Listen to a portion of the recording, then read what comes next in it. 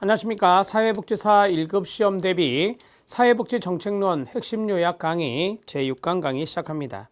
6강 강의는 에스핑 안데르센 또는 에스핑 앤더슨의 정책 모형에 대해서 알아보도록 하겠습니다. 에스핑 안데르센의 문제도 시험에 잘 출제가 됩니다. 기출문제 확인 학습을 보니까 조합주의 복지국가 모형의 특징이 시험에 출제가 되었고요.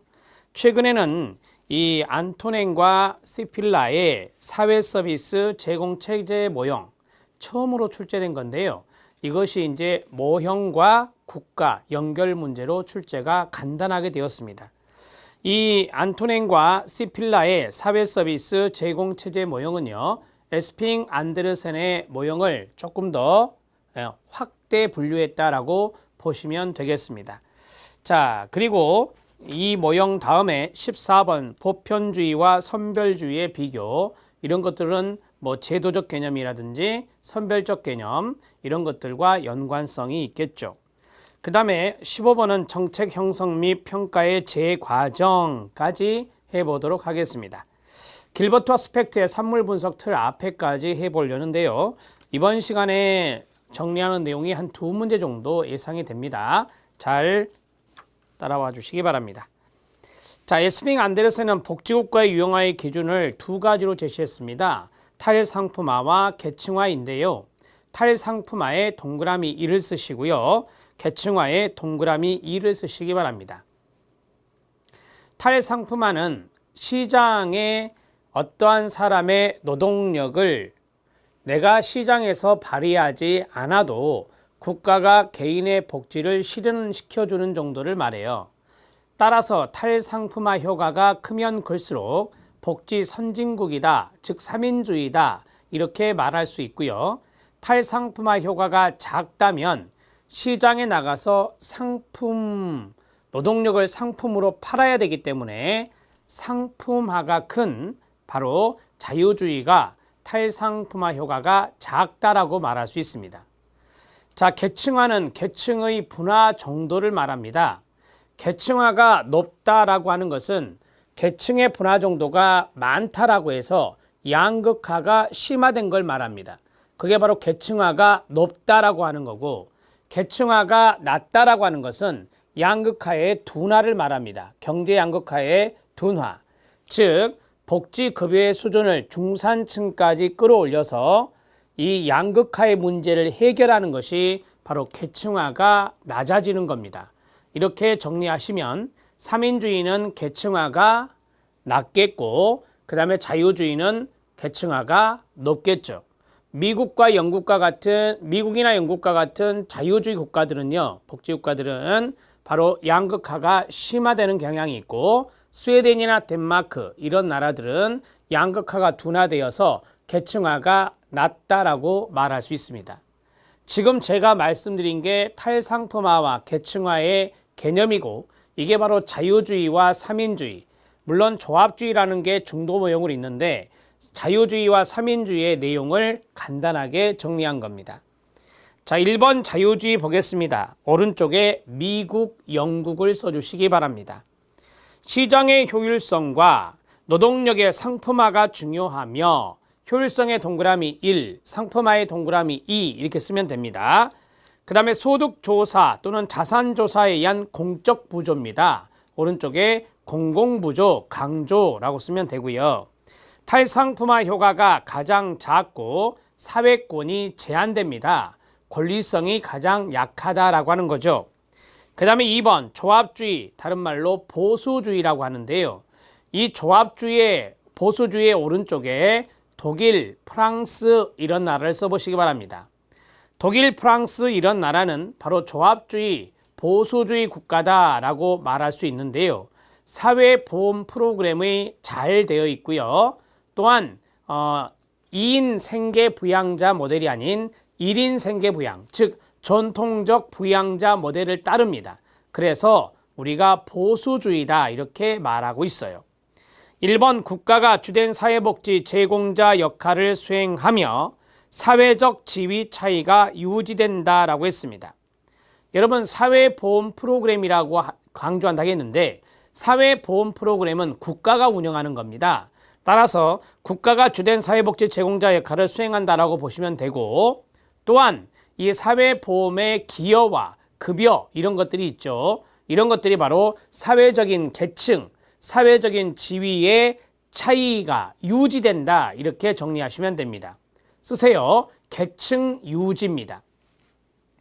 2번입니다. 보험 원칙을 강조하는 사회보험을 중요시하고 탈상품화 효과에 한계가 있다라고 합니다. 한계에 동그라미 치시기 바랍니다. 탈상품화는 내가 굳이 노동시장에 나가지 않아도 국가가 해주는 거라 했어요. 하지만 이 조합주의 국가들은 사회보험 제도를 강조하기 때문에 사회보험의 주된 대상자들이 노동자거든요. 따라서 노동시장에 나가서 내 노동력을 상품으로 팔아서 사회보험에 가입하고 국가의 보험제도에 혜택을 받을 수 있는 거죠. 따라서 이것은 탈상품화가 높지도 탈상품화가 낮지도 않은 제한이 된다, 한계가 된다, 이렇게 이야기할 수 있는 겁니다. 3인주의입니다. 사회민주주의인데요. 보편주의의 동그라미 1, 사회권의 동그라미 2, 탈상품화 효과가 가장 크다 했습니다. 복지급여 대상은 새로운 중간층, 중산층까지 확대가 되는 거고요. 시장의 복지 기능은 최대한 약화됩니다. 시장의 복지 기능보다는 국가의 복지 기능을 강화하는 거거든요. 그래서 시장의 복지 기능은 최대한 약화를 시키고 가족 생활의 비용을 사회화한다. 대표적인 게 뭐죠? 가족 수당 제도라고 합니다. 가족 생활의 비용을 사회화한다는 것이 가족 수당 제도의 발달을 말합니다. 완전 고용 정책을 추구합니다. 고용률이 상당히 높죠. 복지 선진국입니다. 사회민주주의 오른쪽에다가 스웨덴, 덴마크 이런 나라를 써주시면 됩니다. 자, 기출문제 확인학습이 있습니다. 조합주의 복지국가 모형의 특징인데요. 이 조합이란 말에 동그라미 쳐보시기 바랍니다. 사회보험을 강조한다라고 했습니다. 산업별로 분절된 사회보험제도가 운영되고 있습니다. 그래서 우리가 이것을 조합이라는 말을 쓰는데 1번을 보면 산업재해와 같은 동일한 위험에 대해서 끊어요. 다수의 운영 주체, 다수의 조합이 존재합니다. 그래서 우리가 이것을 조합주의라고 말하는 것입니다. 제도의 적용 대상은 임금 근로계층을 원칙으로 합니다. 임금 근로계층이 노동자입니다. 근로자라고요. 사회복지 제도들은 위험별의 동그라미, 이 위험이 사회적 위험입니다. 위험별로 구분하여 각각 독립적인 제도로 운영되고 있습니다. 조합 동그라미요. 조합 단위의 제도로 인하여 위험 분산 효과가 상대적으로 낮게 발생하게 됩니다.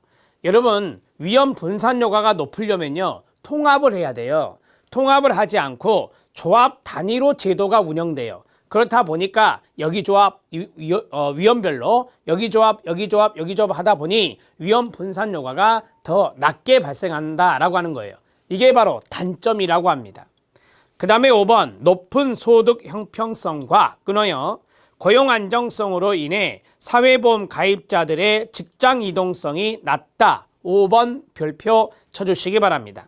이거는 조합주의 복지국가의 장점입니다. 밑에 CF에 도움이 되는 말을 써드렸습니다. 연구 보고들을 보면 전반적으로 조합주의 국가들이 비조합주의 국가들과 또는 노동조합이 없는 조합주의 국가들보다 그 다음에 가로, 자 쉽게 말하면 이거죠. 노동조합이 없는 조합주의 복지국가도 있고 그 다음에 비조합주의 복지국가도 있는데 뭐 자유주의라든지 아니면 삼인주의 이런 나라들 중에서 자유주의 국가들을 주로 타겟으로 해요. 그런데 이 비조합주의 국가들에 비해서 조합주의 국가가 노동조합이 없는 조합주의 국가보다 노동조합이 있는 조합주의 국가들이 노동 생산성도 높고 가구소득 형평성도 높다라고 하는 겁니다. 이로 미루어 조합주의 복지국가들의 높은 소득 형평성과 고용 안정성, 복지 및 빈곤제도 등의 요소들은 생산성이라든지 소득 성장을 저해하지 않고 있다는 겁니다. 따라서 노동 생산성이 높아지고 그 다음에 소득에 대한 성장률도 높아진다는 장점이 있다. 그렇다 보니 사회보험 가입자들이 이직 가능성, 직장을 옮기는 가능성이 낮게 나오는 겁니다. 자, 여기까지 해서 기출문제 확인 학습. 이것은요, 에스핑 앤더슨에 해당되는 것들만 말씀을 드린 거고, 제가 이제 판서를 하나 할 건데 그 내용이 끝나면 두 번째 기출문제 확인 학습에 대해서 설명을 해 드리도록 하겠습니다. 자, 그러면 에스핑 안데르센 정리합니다.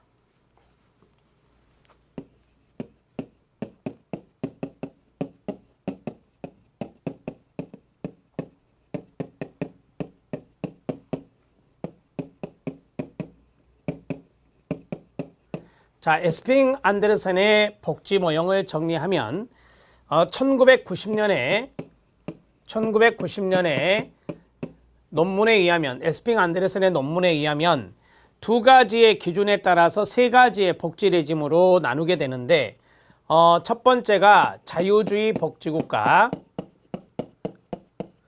두 번째가 조합주의 복지국가, 세 번째가 3인주의 복지국가가 됩니다. 자, 이쪽으로 갈수록 복지 지출은 작아집니다. 이쪽으로 갈수록 복지 지출, 국가의 복지 지출을 말해요. 자, 이것은 낮고, 자, 그 다음에 이쪽으로 갈수록 복지 지출은 높습니다. 이쪽으로 갈수록 복지 지출은 높다. 이렇게 말씀드릴 수 있겠습니다. 여러분, 이 자유주의 복지국가의 대표적인 나라가 미국 두 개씩만 써보겠습니다. 영국, 조합주의 복지국가는 독일과 프랑스가 여기에 들어갑니다. 그 다음에 사회민주주의 복지국가는 스웨덴이나 덴마크, 핀란드, 노르웨이와 같은 북유럽 국가가 됩니다. 자, 이렇게 정리할 수 있고요. 자, 두 가지의 기준이 있다라고 했는데 탈상품화, 여기는 탈상품화가 가장 낮죠. 탈상품화가 가장 낮고 반대로 이쪽은 탈상품화가 가장 높습니다. 탈상품화가 가장 높다. 자, 여기는 탈상품화가 한계다. 탈상품화에 제한이 있다라고 합니다. 탈상품화 한계, 이렇게 정리하시면 됩니다. 자, 탈상품화 한계는 국가에 의한 사회보험을 강조하기 때문에 노동력을 노동시장에 나가 팔아야 됩니다. 그래야 국가의 운영에 의한 사회보험에 가입할 수 있는 거죠. 자, 여기 계층화가 나오는데 계층분화 정도는 높다라고 말씀드렸습니다. 양극화, 여기는 계층화가 낮다라고 말씀드렸습니다. 이렇게 정리할 수 있고, 자, 여기는 계층이 유지된다라고 했죠. 사회보험 프로그램을 통해서 기여에 의한 급여, 이런 것들에 의해 계층이 유지된다, 이렇게 정리할 수 있습니다. 높고 낮고 그렇게 이야기하지 않고 계층이 유지되거나 계층화의 정도는 이 세 가지 유형에서 중간 수준을 보인다. 탈상품화도 중간 수준을 보인다. 복지 지출도 중간 수준을 보인다. 이렇게 정리하면 됩니다. 자, 자유주의는 아까 말씀드린 대로 공공부조라고 하는 것을 강조하고요. 공공부조 프로그램, 여기는 사회보험 프로그램을 강조한다라고 했습니다. 사회보험 프로그램을 강조하고, 자, 여기는 사회수당제도가 발달돼 있죠. 제가 앞에서 가족수당제도를 말씀드렸는데 사회수당 프로그램이 잘 발달되어 있는 겁니다. 따라서 이쪽으로 갈수록 복지 선진국이라는 것을 알 수가 있습니다. 자, 이상의 내용을 정리를 해드렸고요. 여기에서 조합주의 복지국가가 시험에 출제가 됐다라고 말씀드렸죠. 이 조합주의 복지국가는 동의어가 보수주의라는 말을 쓴다라고 했어요. 자, 보수주의 복지국가, 이 보수주의란 말을 쓰는 이유는 바로 전통적 부양자 모델, 전통적 부양 모델을 선호합니다. 이 모델을 선호하기 때문에 보수주의라는 말을 사용한다라고 보시면 되겠습니다. 자, 그러면 조합이라는 단어를 왜 썼느냐? 거기 기출문제 확인학습에 나와 있는 대로 위험별로 구분하여 독립적인 제도가 있다라고 했는데요. 위험별로 구분하여 독립적인 제도가 운영되고 있습니다. 자, 그런데 여기에서 1번에 나왔던 다수의 운영 주체가 있다라고 했는데 다수의 운영 주체, 즉 조합이 존재한다라고 하는 겁니다. 즉 다수의 조합이 존재한다라고 하는 거예요. 자, 우리가 우리나라 건강보험제도 아시죠? 지금 우리나라 건강보험제도는 재정도 통합돼 있고 행정도 통합돼 있어요. 근데 예전에 1999년 국민건강보험법이 제정되기 전에는요, 많은 조합이 있었어요. 의료보험 조합 들어보셨죠? 이런 것들이 이제 조합이거든요. 따라서 통합 체계가 아니에요. 통합 체계가 아니다. 통합 체계가 아니라 조합주의 체계다라고 하는 거예요. 조합 체계다. 이 조합 체계다 보니까 안 좋은 점이 있다. 그 안 좋은 점은 뭐냐면 이 조합 체계다 보면 바로 위험 분산 효과가 낮습니다. 위험 분산 효과가 낮다라고 보시면 되고요. 자, 또 하나 이 조합주의 복지국가에서는 노동조합이라고 하는 것이 좀 이렇게 강성 노조들이 많이 있거든요. 따라서 여기에 대해서 장점은 노동 생산성이 높아지고 거기 나온 대로 고용 안정성 이런 것도 높아지고 그 다음에 소득, 높은 소득의 형평성. 자, 이러한 것들이 나타나기 때문에 좋은 점은 뭐겠어요? 네, 사회보험 가입자들의 이직 가능성이 낮다라고 하는 겁니다. 사회보험 가입자들의 이직 가능성, 사회보험 가입자들의 이직 가능성이 낮습니다. 이렇게 정리하시면 됩니다. 자, 여기까지 해서 조합주의 복지국가 출제까지 싹 해드렸습니다. 자, 이제 안토넨과 시필라의 사회서비스 제공체제 모형을 보겠는데요. 여기에 보면 3번의 별표를 쳐주시기 바랍니다. 제가 중요한 부분들은 밑줄을 쳐놨어요. 그 밑줄 친 부분만 제가 수업을 하겠습니다. 나머지 것들은 여러분들 읽어보시면 되고 제가 여러분들이 이해할 수 있게 판서를 해드릴 겁니다. 자, 사회서비스 제공체제 모형 연구에서는 안토넨과 시필라 또는 먼데이, 그 다음 바엘라의 연구가 있다. 근데 우리 시험에 안토넨과 시필라로 이야기를 했었고요. 이들의 연구는 주로 1980년대 후반 유럽 동그라미, 유럽의 아동 노인 관련 서비스 수준을 지표로 해서 주요 크게 4가지 또는 5가지 유형군을 찾아내었는데요. 지금 여기에 보면 1번부터 5번까지 해서 5가지 유형으로 정리해 드렸습니다. 여기에 나라들이 다 유럽 국가들입니다. 유럽 국가들이 여기에 대표적이라고 보시면 되겠고요. 유럽 국가들을 대상으로 연구를 했기 때문에요. 사회서비스 제공체제 모형에서 공공서비스 모델이 나왔습니다. 공공의 동그라미요. 자, 3인주의가 공공의 서비스 모델에 해당되겠죠. 3인주의 국가 유형은 대개 공공서비스 모델로 구분되어지며 이들 국가는 복지의 절대량이 상대적으로 큽니다. 즉 복지 수준이 높다고요.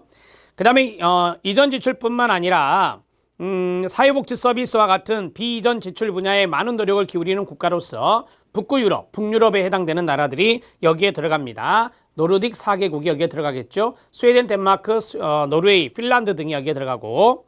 자, 우리가 이제 이중이라는 것은 1인이 아니라 2인이라는 거예요. 그래서 2인, 2중 생계부양자 모델을 일반화하고 여성의 유급 노동을 지원하고 보육 책임을 사회화한 국가에 속합니다. 자, 아이에 대한 보육을 국가가 맡아줘요. 그러면 여성분들은 유급 노동을 하는 거예요. 바깥쪽에서 유급 노동. 그래서 2중 생계부양자 모델, 2인 생계부양자 모델을 취하는 겁니다. 자, 자산조사 시장의존 모델이 나옵니다. 자, 여기에 대표적인 나라가 영국이 되겠죠. 미국은 유럽은 아니니까 미국과 영국이 여기 보면 이제 자유주의 복지국가에 해당되는 것이 되겠습니다. 자유주의 레짐에 해당되는 미국과 영국 복지국가 모형은 자산조사 시장의존 모델입니다. 공공부조 강조한다겠죠? 국가가 안 하고 시장에 의존한다겠죠? 그래서 그대로 자산조사 시장의존 모델이 됩니다. 특히 미국의 사회서비스는 자유주의 전통 속에서 비영리, 영리 민간 부분의 역할이 크다. 영리와 비영리 민간, 거기에 가로치면 됩니다. 이러한 역할이 큰 게 바로 시장의존, 즉 자산조사 시장의존 모델이 되겠습니다. 보충주의 모델입니다. 보충주의 모델은 이제 가운데 형태가 돼요. 보수주의. 그래서 보수주의 레짐에 해당되는 독일, 오스트리아 같은 대륙 유럽 국가들이 여기에 들어갑니다. 사회서비스 보충주의 모델로 구분됩니다. 자, 자, 여기에서 독일과 오스트리아가 있죠. 독일과 오스트리아에 가로 딱 묶어주세요. 유럽 대륙에 있는 국가들입니다. 자, 거기 6번에 보면 사회 서비스 보충성 원칙을 말하는데 돌봄 서비스의 경우 수혜자와 가장 가까운 사회 단위인 가족이나 비영리 조직의 활동이 우선적이며 단지 국가는 이들 활동이 불충분할 때 개입해서 지원해 주는 것입니다. 보충주의 모델이었습니다. 국가가 보충해 준다라고 한 설명으로 이해하시면 되겠고요. 가족주의 모델입니다. 가족주의 모델 느낌이 뭐죠? 가족이 책임지는 겁니다. 가족주의 모델은 스페인, 그리스, 포르투갈 같은 남부 동그라미, 남부 유럽 국가들이고요. 사회 서비스 시스템은 전반적으로 매우 낙후되어 있습니다. 왜요? 가족이 책임지니까. 그래서 스페인, 그리스, 포르투갈에서 스페인과 그리스 정도 남부 유럽이라는 단어만 아시면 되겠습니다. 5번입니다. 가족의 부담, 일가족 양립의 어려움으로 인해서 여성의 노동시장 참여는 낮은 수준입니다. 왜요? 가족이 다 해야 되니까. 그 가족의 이제 양육 부담을 되게 여성에게 지우기 때문에 여성의 노동시장 진입률이 낮아요. 그리고 심각한 저출산 문제에 직면하게 됩니다. 이 가족의 부담이 커지면 커질수록 출산을 기피하는 현상이 일어나거든요. 그래서 저출산 문제에 직면하고 있고요. 준공공 서비스 모델이 있습니다. 앞에 1번이 공공 서비스 모델이잖아요. 거기에 준한다 그래서 준공공 서비스인데 준공공 서비스 모델로는 프랑스, 동그라미요, 벨기에 이런 나라들이 여기에 들어갑니다.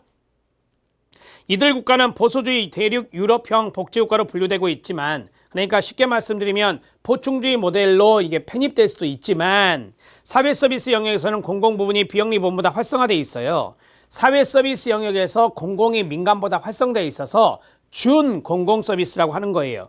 자, 활성화되어 있어 특히 공공아동복지 서비스는 3인주의 국가군과 가깝다고 할 수가 있습니다. 자, 여기 안토넨과 시필라의 모형을 보겠습니다.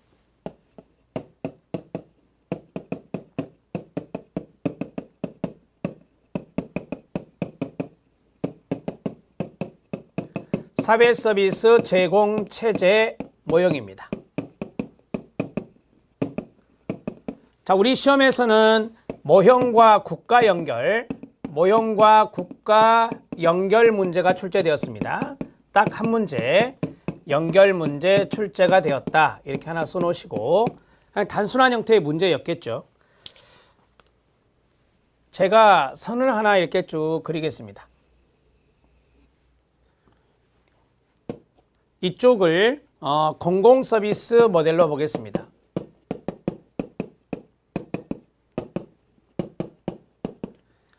그 다음에 이쪽을 자산조사 시장 의존 모델로 보겠습니다. 정 가운데를 보충주의 모델로 보겠습니다. 그러면 이쪽은 가족에게 책임을 지는 것이기 때문에 이쪽에 가족주의 모델이 있겠죠.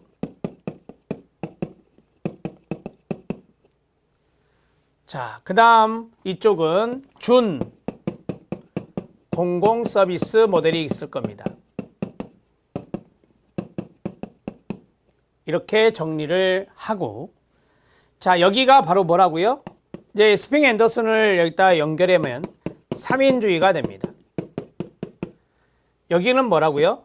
조합주의가 됩니다. 여기는요, 네, 자유주의가 됩니다. 공공서비스 모델은 국가의 복지 개입 확대입니다.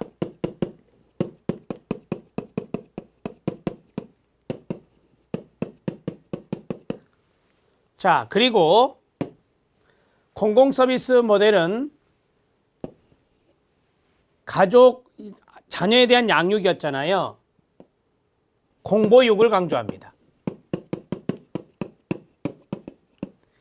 2인 생계 부양자 모델을 따릅니다.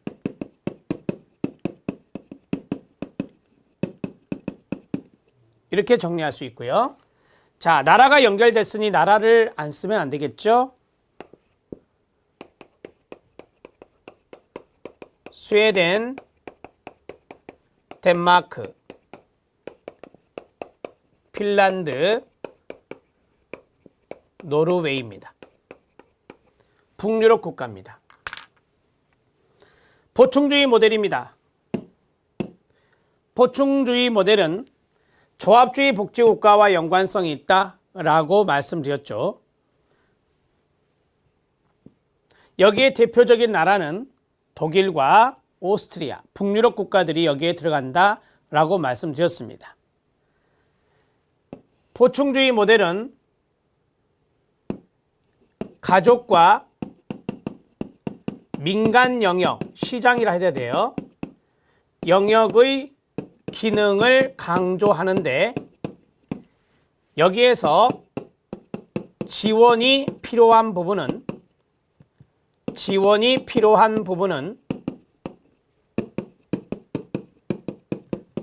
국가가 보충해 준다는 겁니다. 이거를 보충주의 모델이다 이렇게 말해요.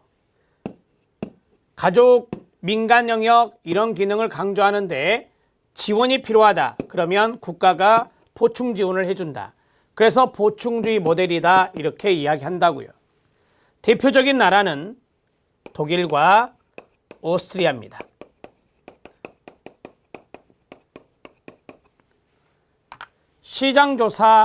자산조사 시장의존 모델은 자유주의입니다. 국가보다도 민간 영리, 비영리 부분을 강조하는 겁니다. 물론 여기서 비영리도 비영리 민간이 됩니다. 국가의 역할은 최소화하는 겁니다. 국가의 역할은 최소화하는 것이다. 여기에 대표적인 나라는 미국이나 영국이 여기에 들어간다. 가족주의 모델 들어갑니다. 가족주의 모델은 가족의 책임을 강조합니다.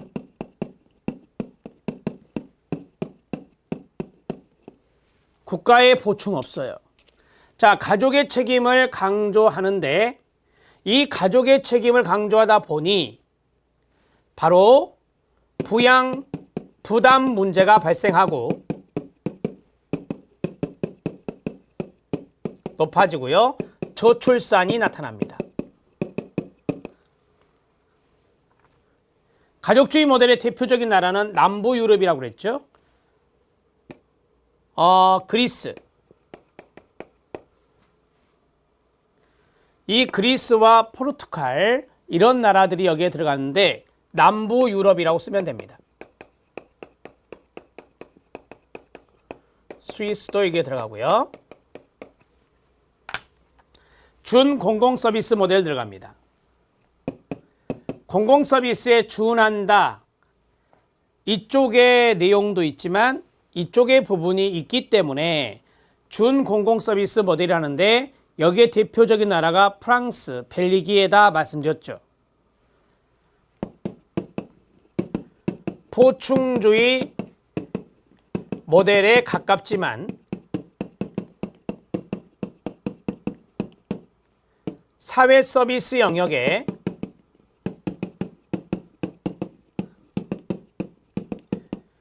국가 지원이 큽니다. 그래서 우리가 이것을 준공공서비스 모델이라 말할 수 있습니다. 대표적인 나라는 프랑스, 벨기에가 여기에 들어갑니다. 우리 시험에서는 나라가 한 나라만 나왔어요. 자, 여기 스웨덴과 덴마크 정도는 알아놓으시고 프랑스 정도 알아놓으시고 독일 정도 알아놓으시고 그리스 정도 알아놓으시고 미국과 영국 알아놓으시면 돼요. 자, 빨간색으로 되어 있는 나라들을 잘 기억하시기 바랍니다. 자, 됐습니다. 이제 안토넨과 스필라의 내용은 끝났고 여기에서 14번으로 넘어가도록 하겠습니다. 14번은 보편주의와 선별주의인데 3인주의가 보편주의, 자유주의가 선별주의라고 보시면 됩니다. 이 자유주의가 바로 선별주의, 자녀적 관점. 그 다음에 여기 있는 3인주의, 이것이 바로 보편주의, 이렇게 정리하실 수 있겠습니다. 교재를 보도록 하겠습니다. 판서는 하지 않겠습니다. 보편주의를 지향하는 전국민 대상의 복지, 전국민 대상의 가로, 사회권을 통한 탈상품화 효과가 큰 2번 별표, 급여 혜택이 새로운 중간층까지 확대, 국가의 적극적 개입에 대해 상대적으로 시장 복지 기능을 최대한 약화, 별표, 국가가 미리 가족생활의 비용을 사회화하는 끊어요. 가족수당 제도의 발달, 가족수당 제도 발달의 밑줄, 복지와 노동의 완벽한 결합 형태로서 끊고 완전고용 정책과 직접 연계가 있습니다.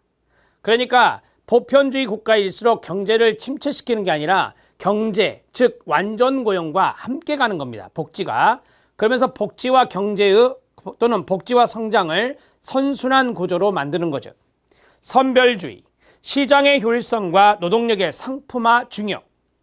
2번 저소득층을 대상으로 하여 소득 및 자산조사에 의한 가로 공공부조 프로그램 강조 가로 닫고 엄격하고 까다로운 자격 기준을 제시하고 있어 자녀적의 동그라미, 자녀적임, 시혜적인 성격으로 사회권 제한, 시혜 동그라미, 계층화의 측면에서는 마지막 거 별표, 다차원의 동그라미, 다차원의 사회계층 체제가 발생한다. 뭐죠? 양극화 심화, 양극화 심화를 쓰면 됩니다. 자, 보편주의와 선별주의 아시겠습니까? 앞에서 기본적으로 이야기했기 때문에 정리가 잘 될 겁니다. 15번입니다. 정책 형성 및 평가의 재과정입니다. 과정을 보면 문제 형성, 이슈와 공공 어젠다 형성, 정책 어젠다 형성까지 끊어주세요. 여기까지를 어젠다 형성 과정이라 하고요. 그래서 저는 이렇게 머릿속에 외워요. 문제를 이슈화한 공공정부, 문제 인식하고 이슈와 논쟁 쟁점거리가 되고 퍼블릭 어젠다, 공공의제가 형성되고 그 다음에 정부 어젠다, 제도 어젠다, 정책 어젠다가 만들어진다. 이거는 정부가 의제로 채택할 때를 말합니다. 자, 정책 대안이 형성된 다음 정책 결정이 이루어지고 집행하고 평가하게 되는 겁니다. 1번 별표, 과정 시험에 나올 수 있습니다. 그 다음에 어젠다 형성 과정 아이스톤 모형이 있습니다. 문제인식, 사회 이슈, 공공 어젠다, 정책 어젠다, 아이스톤 모형이라고 합니다. 그래서 제가 말씀드린 대로 문제, 이슈와 공공, 정책 또는 정부 어젠다 이렇게 정리하셔도 됩니다. 자, 됐고요. 세 번째, 정책 대안 형성 기법이 있습니다. 정책 대안 형성 기법, 대안의 동그라미요. 이런 것들은 점진적 방법이라든지 브레인스토밍이라든지 델파이 기법이라든지 미래 예측 방법, 어떠한 것에 의해서 유추한다든지 경향성을 분석해 본다든지 확률적인 정보를 봐서 대안을 만드는 미래를 예측해 보는 마르코프 모형이 있다든지 인과관계를 분석하는 회귀 분석을 쓴다든지 이러한 것들이 있습니다. 정책 대안 비교 분석 방법입니다. 비교 분석에 박스치기 바랍니다. 대안은 여러 가지가 나옵니다. 그 여러 가지를 비교 분석해야 되겠죠. 첫 번째, 비용 편익 분석 별표, 비용 효과 분석 별표, 줄서기 분석, 모의 실험, 시뮬레이션이라고도 하죠. 의사 결정 나무 분석 별표, 선형 계획 기법 이런 것들이 비교 분석 방법인데 자, 세 가지 비용 편익, 비용 효과, 그 다음에 의사 결정 나무 분석 세 가지가 시험에 나오는 거리들입니다. 자, 그 다음에 정책 평가의 필요성 및 목적, 정책 평가의 목적 밑줄. 자, 사회복지 정책의 효과성을 검증하는 게 가장 기본적인 1차적인 목적입니다. 효과성 검증의 밑줄, 책임성 증진입니다. 사회복지 정책을 수행했던 사람들, 의사결정자들, 이런 사람들의 책임성, 물론 정책을 집행한 기관의 책임도 있습니다. 그 다음에 정책 결정과 집행에 필요한 정보 제공입니다. 정보 제공의 박스, 이게 바로 피드백이라고 하는 환류입니다. 그 다음에 이론 형성을 통한 끊어요. 학문 발전의 기여입니다. 학문적인 기여를 할 수 있다. 학문 발전에 기여할 수 있다라고 하는 게 또 정책 평가의 목적입니다. 자, 우리가 이제 정책 평가의 목적도 시험에 출제가 되었었거든요. 그러한 내용들을 잘 점검해 주시고 기출문제 확인 학습을 보고 간단하게 판서를 하도록 하겠습니다. 정책 평가는 정책 효과성 제고에 기여할 수 있습니다. 효과성 평가라고 하는 것이 있잖아요. 효과성을 제고하는데 이 평가가 기여하는 게 있어요. 평가 지표 선택에서 측정 용이성보다는 목표를 우선시합니다. 여러분, 측정이 용이하냐? 그거하고 이 목표, 정책의 목표라는 게 있잖아요. 이 두 개 중에 평가 지표를 선택할 때 당연히 어떤 게 더 중요하죠? 목표가 중요한 거 아닙니까? 목표를 잘 설정을 해야 되죠. 목표를 설정할 때의 지침이 또 측정 가능성이에요. 따라서 정책 목표를 우선시해야 돼요. 자, 그게 이제 시험에서 바꿔치기에서 나온 거예요. 그래서 밑줄을 쳐놨고, 정책 평가는 정책 활동의 책임성을 높입니다. 책임성 증진. 그 다음에 산출과 영향에 대한 평가 방법으로, 여러분 이 산출은 뭐냐? 이 정책의 결과를 말하죠. 그 다음에 영향이란 그 동의어가 성과거든요. 그래서 산출을 평가하든 영향을, 즉 성과를 평가하든 간에 양쪽으로 할 수도 있고 질적으로 할 수도 있는 거예요. 양적, 질적 평가를 병행할 수 있습니다. 평가 결과의 활용도를 높이는 기제를 마련하는 것이 중요합니다. 여러분, 평가 결과가 나오잖아요. 그러면 그걸 활용할 수 있어야죠. 평가 결과를 활용할 수 있는 그런 메커니즘, 기제라고 하는데, 그런 것을 활용도를 높일 수 있는 기제가 마련되면 정책 평가의 의미가 더욱더 살아나죠. 자, 기출문제 확인 학습까지 말씀을 드렸습니다. 그러면 여기에 있는 내용을 간단하게 판설하겠습니다.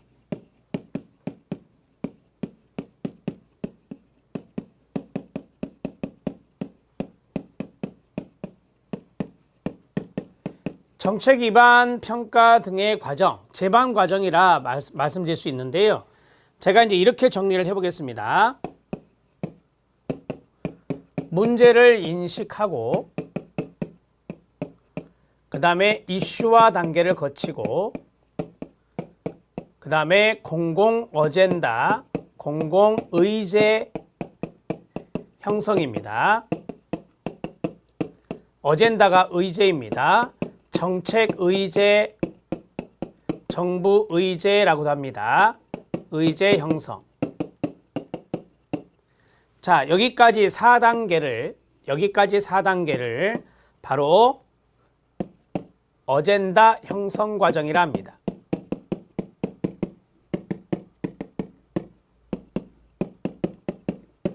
이 어젠다가 바로 의제와 동의어가 됩니다. 이 공공의제에서 정책의제로 넘어갈 때, 이렇게 넘어갈 때 바로 정부로 이전되는 겁니다.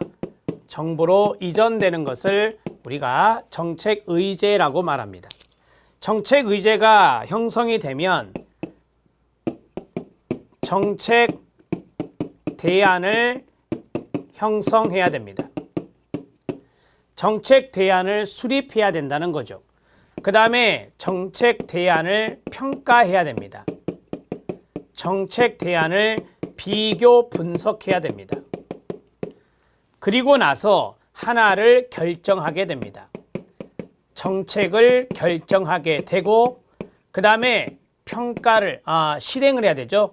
집행을 하고, 그 다음에 화살표를 이쪽으로 하겠습니다. 평가 작업을 거치는 것입니다. 이렇게 해서 순서를 쭉 잡아 드렸는데요. 정책 대안 형성 방법이 있고 정책 대안 비교 분석 방법이 있는데, 정책 대안 형성의 점진적 방법, 이전보다도 조금 더 낫게 하는 거죠. 점증과 연관성이 있고요. 그 다음에 델파이 기법, 델파이 기법은 많이 아시니까. 그 다음에 정책 대안의 브레인스토밍이란 게 있죠. 브레인스토밍, 브레인이란 단어, 뇌란 단어와 스톰이라는 폭풍이란 단어가 결합되어 있는 단어입니다. 자기의 창의적인 생각을 자유롭게 개진하는 겁니다. 상대방의 의견을 비판하지 않는 것이고요. 자, 그 다음 미래 예측 방법들이 있다. 미래 예측 방법들에 따라서 대안을 형성할 수 있다. 미래 예측 방법에 여러 가지가 있을 수 있는데, 유추라든지 경향을 분석해 보는 경향성 분석이라든지, 확률적인 정보에 의해서 예측해 보는 마르코프 모형이라든지,